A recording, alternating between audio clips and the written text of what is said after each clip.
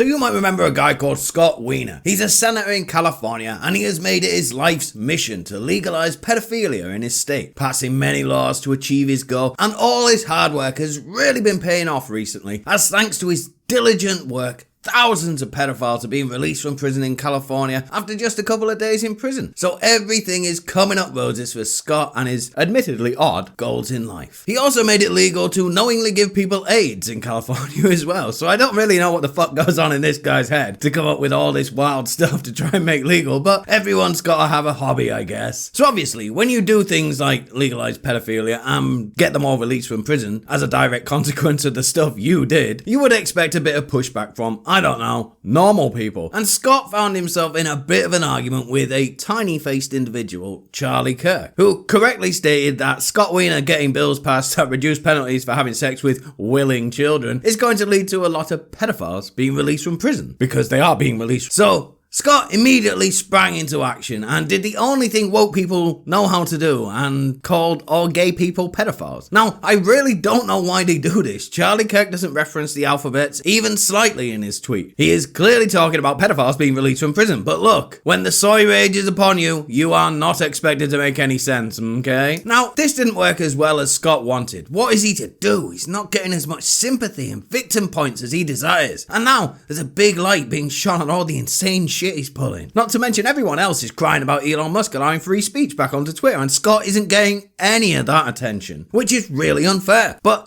thankfully, a hateful bigot comes to Scott's rescue. How incredibly handy for him. He tweeted out this tweet. Presumably he was shaking and crying right now. Not even 24 hours after MAGA grifter Charlie Kirk tweeted homophobic lies about me, I received this threat repeating one of his lies. But that was a point, riling people up against me and other LGBTQ people. Words have consequences and Twitter is becoming a cesspool for this crap. Oh my god, this is literally horrifying to hear. I'm sure we all stand with Scott in solidarity.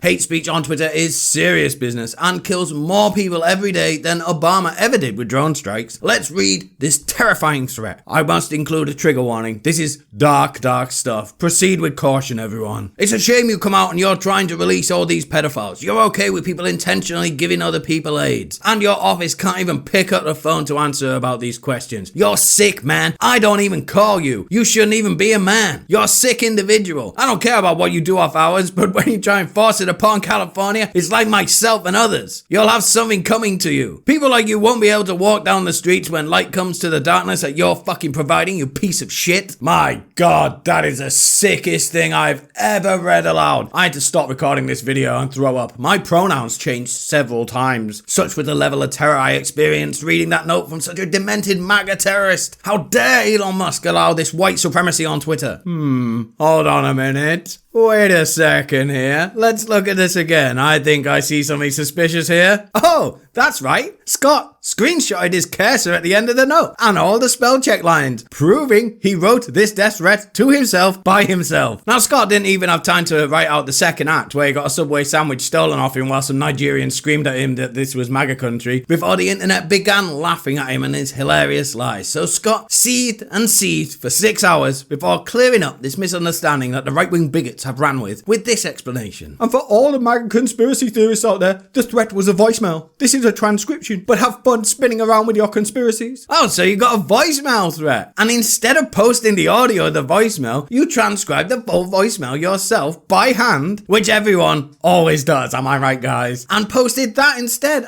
Of course, how silly of anyone to doubt you. I mean, I'll just look at your next tweet that will obviously be underneath this one where you post the audio of the voicemail to clear this whole thing up once and for all, eh? Oh, it's not there. Why didn't you do that, Scott? And it was a voicemail, you say. Let's go back to the first lie. Twitter is becoming a cesspool for this crap. Now, I like Twitter. It's my favorite app on my phone, and I wasn't aware that Twitter had voicemail. I really have to start using that feature. Why is it every single time these leftists say they are getting death threats, it turns out to be a lie? It's very odd, isn't it? But these are the good guys, remember? That's it for today's video. Don't forget to like and share and subscribe to see more content like this. Thanks, boy.